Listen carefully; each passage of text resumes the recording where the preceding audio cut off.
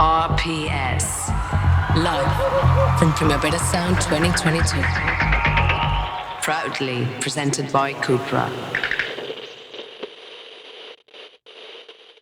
You're listening to the Weekly Review, broadcasting live from the Parkdale Forum on weekend 2 of Primavera Sound 2022. We are finally here, the penultimate day. No, actually, there's 3 more days left if we include the brunch on the beach. And tonight we are very excited because closing the festival on the Cupra stage, one of everybody Primavera goers' favorite slot, is the man himself, Huge Danny L Harle in the studio. Yes, this is happening. Again. And you're not. I feel bad that there's no euphoric sounds like whooshing in. There's this weird sort of dead silence because we can't hear the audience outside. We need to put a microphone outside. Or we need Danny making noises. Those are good noises. And that's the crowd clapping. Yeah, there we go. Mar, take it away. I feel like the other interview you did the same thing, like, hello, Mar, take it away. Because we're lazy, Mar. We're just lazy. Well, it's the second time you've been here with us in the Weekly Review. Last time we were at Benidorm. Now we're in Barcelona. It's sunny. It's not raining. How are you feeling, Danny? Yeah, amazing. This is the most I've ever been excited for a set. The one tonight is going to be quite enormous, dare I say. Wow. Nobody missed that because if you say you're the most excited you've been for a set, it means it's going to be a huge one. It's a very special set for any DJ who gets to play Primavera Sound. Obviously, you've got the dice stage and the bits area on the beach, which is kind of the more electronic-friendly stages. But the Cupra stage, what used to be the Ray-Ban stage, there's something legacy about it. Dave P closed it on last weekend. DJ Coco will famously resume his legendary closing set tomorrow. But tonight, the Friday night set of every year, it's always the special one because it's the night in between, so you can go massive. You still have another day of festival. What have you prepared for this set? Is it going to be huger than huge? Yes. In fact, I've prepared a portal to another dimension, so it should do the job. Yes. And do you even do you rehearse the sets when it's a festival, or? Sort of. I kind of know what I want and I know how to do it, so just do that really. And you've even picked the last song. You know what you're going to use as a closer? Yes. Okay. Is that something to do with the record you're brandishing in your hand? The record I am brandishing is something to do with a gig that I played earlier this week. Ah, yes. Yeah. I want to ask you about that because we missed the iconic reunion of Daniel Harle and DJ Pastis, and you got to meet Buenri at, were you playing? Not Razzmatazz. Red 58, wasn't it? Yeah, exactly. Yes. Which is like a smaller venue. The biggest club in all of Barcelona, Red 58. But if you were around the block, you'll definitely get in. The queues were huge. Shut down by the police as well. Yeah. Well, not shut down, but The queue was shut down, not the event, luckily. Does that mean the queue was more dangerous than the event? Well, maybe, Okay. Dare I say.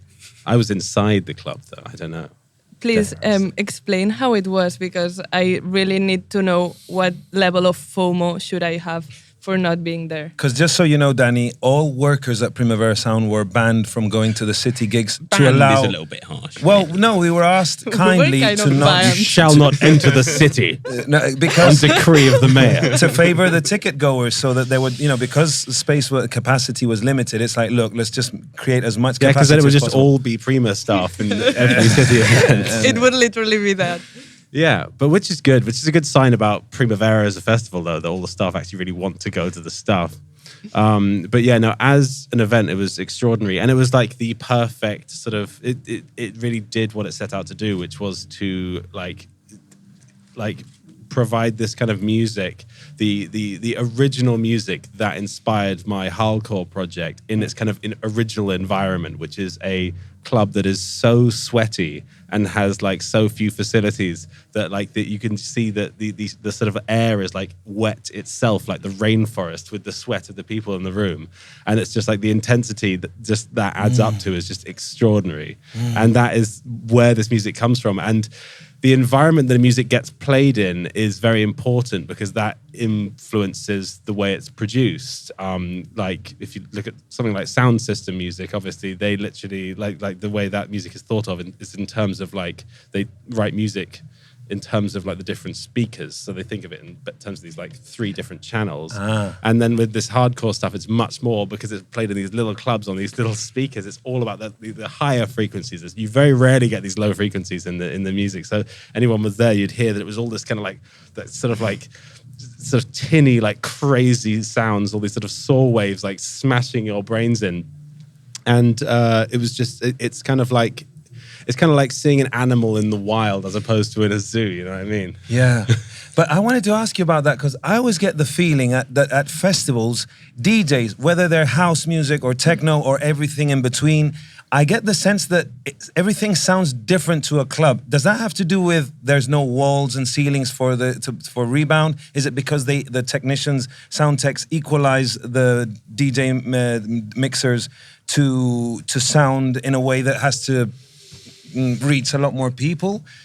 Yeah, I mean, like speakers are literally like drums, basically. Like you can play the same track on 2 different sets of speakers and it will sound like a completely different track. It's like extraordinary. Like and music is written for different types of speakers. Even like pop music or whatever is written for nowadays these kind of like Bose sound systems and ultimately cars, which is what the sort of like 90s sort of like solidified as an idea. Like the EQ levels are set to where like the car's average sub bass stops and like the top end stops there, because then that allows you to get maximum loudness in the sort of like frequencies that you are using. But if you go to a drum and bass gig, you'll get loads of sub bass because they know that there'll be actual like speakers that can handle those kind of frequencies in there. So like, yeah, it makes a massive difference as a thing.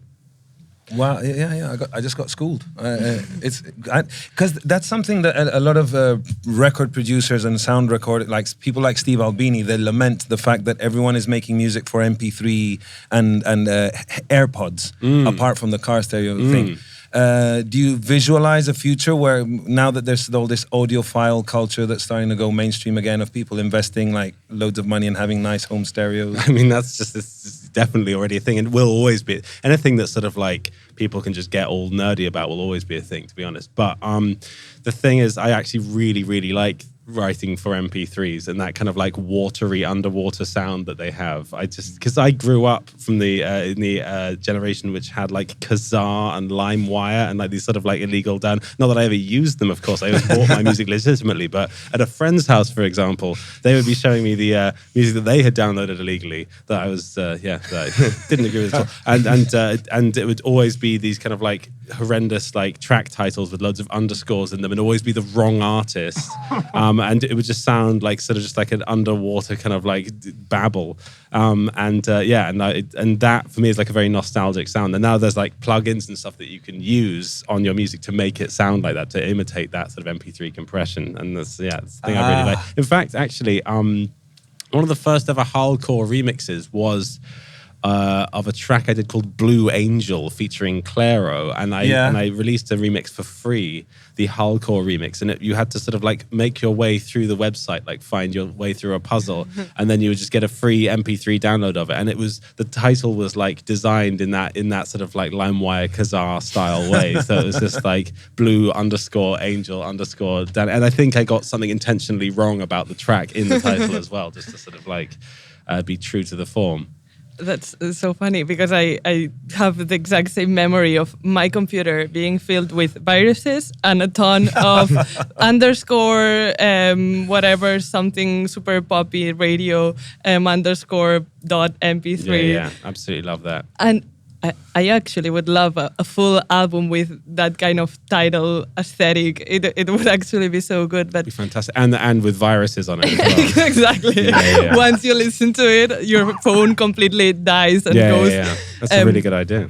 Have you ever found anyone sort of making fake Daniel Harle tracks in the sort of Kazaa style? In the fake Kazaa style, not to my knowledge. I would love. I'm a huge fan of fake versions of anything.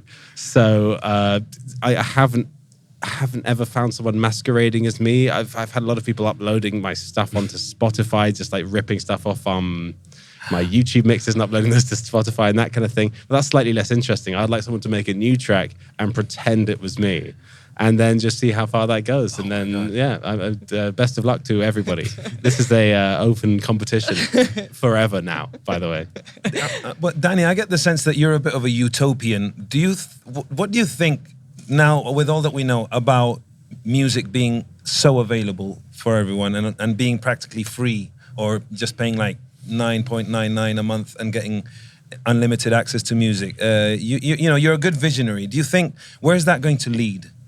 Yeah, I can't help but think that the thing that I see as a kind of like viable way of being an artist in the future, I think it might take a few steps from here, but is a kind of Patreon model. That's what I see as the sort of thing that will take off in the future, because it's very clear that people want to support artists that they like on an individual level. And I think that kind of thing, where the only real way you can do that these days is by merch and buying like physical things, like almost, and it happens almost arbitrarily. And like in Japan with like AKB48, where you have to buy like 12 CDs of the same album so you can get a chance to vote on which sort of people from AKB48 play at the next gig. That's a very long story about a very complicated band.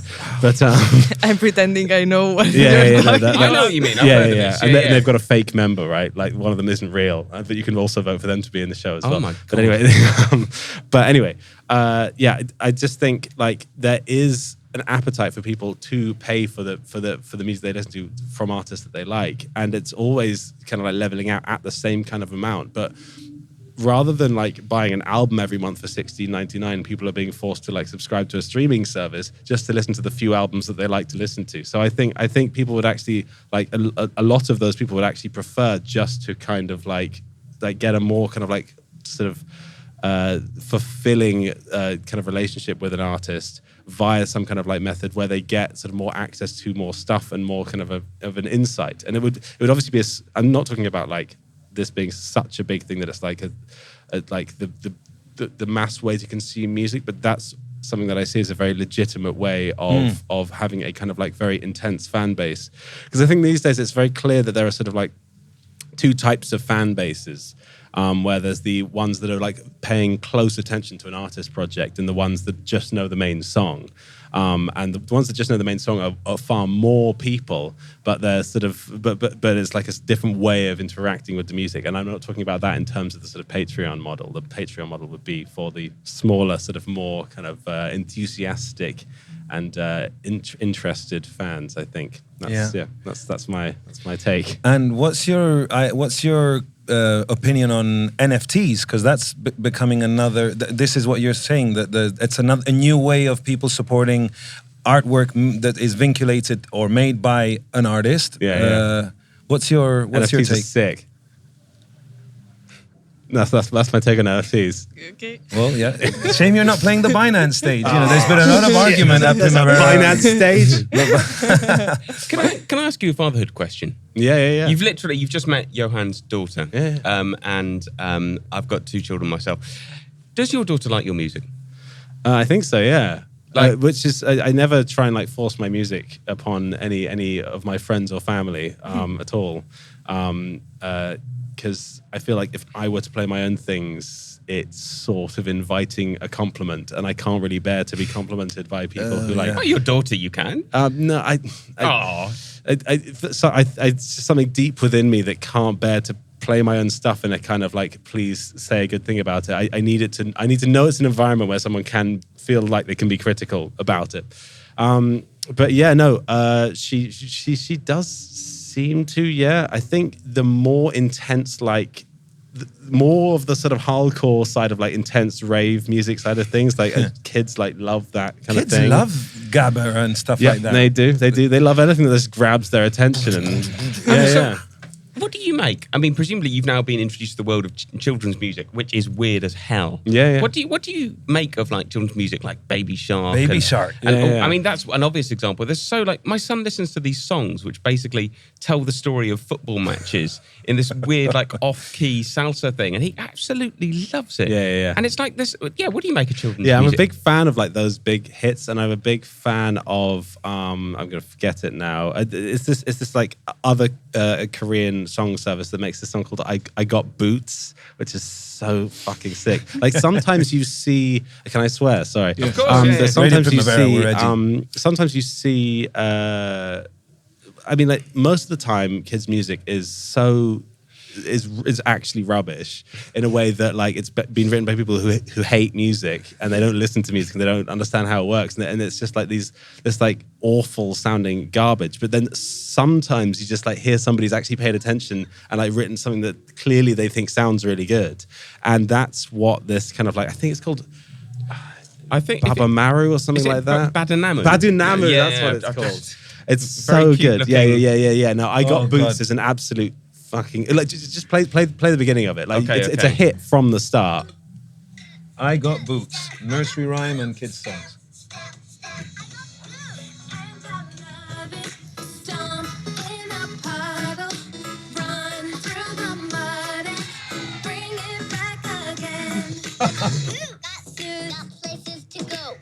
Those vocal takes, man. It's because it How do they sounds get like those some of the vocal stuff takes? on Hardcore or AG Cooks. It's the rip-off we 5G. were talking about. They're doing the Danny Oh, maybe that's- impersonation. yeah. I mean, they well- totally win though. Yeah, like totally. the 100%. contest is over. They won. Yeah. The contest is over. But would you make something? Yeah, no, I would love to. And I've always been really into like, and I know like very early PC stuff, we've always been like writing up ideas for kids shows.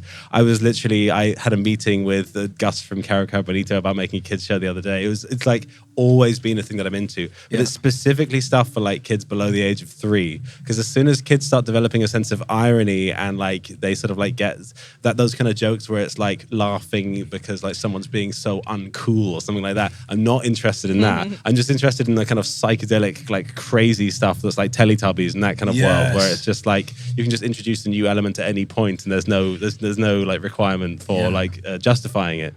Yeah. Do you like Adventure Time? Yeah. No, I remember when I first watched it, because I wanted to see a show like that for a long time, and like when it first came out, I was like, yes, this show looks the way I think. Yeah. You haven't put out a kids album yet, but you've put out the last thing we've seen from you is the remix version of Hardcore, which to me was kind of surprising because in my head, Hardcore it already sounds like a remix of something in my head. So it was when I was like kind of not sure if I wanted to listen to it because I was scared of being disappointed. Like, how can you remix that? And then I was obviously surprised in a good way. How were you afraid of not being able to remix your, or you were so sure it was going to happen? Not at all, because I was just so excited about the people that were interested in doing it. Like Flume's like recent style where he's taken on these kind of like trancey aesthetics and like he's sort of like got these kind of like trancey chords and he's found a way of squeezing them through his style, like filtering them through his style, and like hearing the way he manipulated that track. But then like, I mean, having Hixie do one is amazing because Hixie's like an original like hardcore legend. That was an extraordinary one. And then like Yasutaka Nakata, who is like absolute production hero of mine. Like that was an extraordinary moment. And then Ascendant Vierge, who like I was just a fan of theirs and asked them to do it. And then they did it was basically like a cover, but then they wrote new lyrics and they did it all in French. And like that one, I can remember the first time I played that one live because I just loved it so much. And I nearly cried whilst playing it live because they found this new emotion in the song that I just like could not believe they'd discovered. That was their remix of On a Mountain. I got to say, a friend of ours, Mark, recently sent us a link to a song. Well, it's a remix of Ti Amo, although it's not called that. It's by Son X. It's called Heroina, and it's basically Ti Amo just doubled in speed, as far as I can make out. Not a bad idea. Yeah, it was like we were like, yeah, it seems to work. I want to like. Can I ask about pop music and writing pop songs? Because Popular music. I'll try. It might catch on. how close do you... All right, no, let's go. What makes a perfect pop song? And how close have you got to writing one? The song Kiss from a Rose by Seal. Yeah. Why? It's got... Is it a flute? Yeah, Is it that's one of why. those... That's why, exactly. There. What kind, is it one of those sort of Guatemalan sort of flutes, or is it Just like sick. You know what I mean? Like the melody is yeah, it's Basically, every section is as good as a chorus. Right. And this is by no means what makes a perfect pop song, because I'm not sure I quite understand that as an idea, or I really understand what a pop song is. But the song "Kiss from a Rose" by Seal is just one of the most beautiful constructions I've ever heard in music, and it just like it's like it's a true odyssey of a song, and every single like sort of new environment that you're brought into is like more beautiful than last, but it's all the most beautiful thing you've ever heard in your life. You meaning me when I listen to it. especially that last section when it has a chord change and it goes, I've been kissed from a rose. That's a good hook to put into a remix. That moment of elation, like all of a sudden, I've been kissed from a rose. Go, you got a few hours before your set. True. Put a bridge in the set. Yeah. Get Johann in to sing it. How about No. You up for doing a cover? I'll do that with you. Let's do it now. Only 10,000 people watching. I had enough in being in the Mainline Magic Orchestra chorus. You've been hanging a lot with your friend Pau Christoffel from our booking team, who's your new BFF here in Barcelona. You've practically, are you looking for property in Catalonia like Rosalia? Are you gonna like set roots here? I would love to do that. That's a really good idea. I should do that. Yeah. So has he introduced you to, apart from pastis and Buenri, has he introduced you to more local Spanish acts? Not really. We just banter. Yeah, no. It's just like we just get on really well. I just think that, I mean, there is like a historical like kind of sort of just interaction between Spain and the UK, but there is some shared DNA in my. Like with me, and just the way that Spanish people hear stuff. I think just that. I mean, like this sort of like Catalonian sort of like music thing. It's just so sick, and just like also that willingness to the style of melody. I think is something that I'm particularly drawn to, because I'm all about tunes and chords basically, and I just think there's something in that is the key to it all. An obvious question, but because you're in the center of the hurricane, the eye of the hurricane with The Harlecane. We are on. Ben, he had a nap. So did I, but his nap was better than mine. Hyperpop, where is it today? Do you think is it past the peak and on the way down? Blimey. Has it implanted itself in the mainstream like you wished it would? What's your take? I want to add something before you finish the question, because we talked to Hannah Diamond, and she had a really interesting take on what hyperpop was to her and how she like reconciliated.